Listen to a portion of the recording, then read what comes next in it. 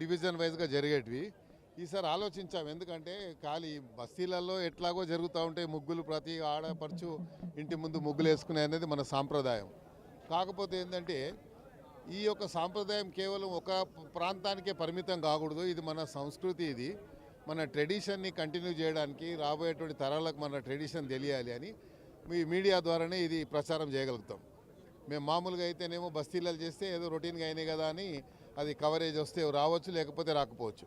కానీ మొత్తము స్టేట్ వైడ్గా ఇది మెసేజ్ పోవాలంటే దీనికి ఒక సరైనటువంటి ప్రాంగణం కావాలన్న ఆలోచనతోని మరి దీన్ని ఈ యొక్క గ్రౌండ్ని అంబేద్కర్ గారి సన్నిధిలో ఉన్నటువంటి గ్రౌండ్ని మేము ప్రాంగణంగా చేసుకొని అందరినీ కూడా ఈ హైదరాబాద్ సిటీలో ఎవరైనా పార్టిసిపేట్ చేయొచ్చని ఇన్విటేషన్ పంపించడం జరిగింది. హైదరాబాద్లో ఉన్నటువంటి అందరినీ కూడా ఇన్వాల్వ్ చేయాలన్నటువంటి ఆలోచనతోనే ఇది ప్రోగ్రాం పెట్టుకోవడం జరిగింది.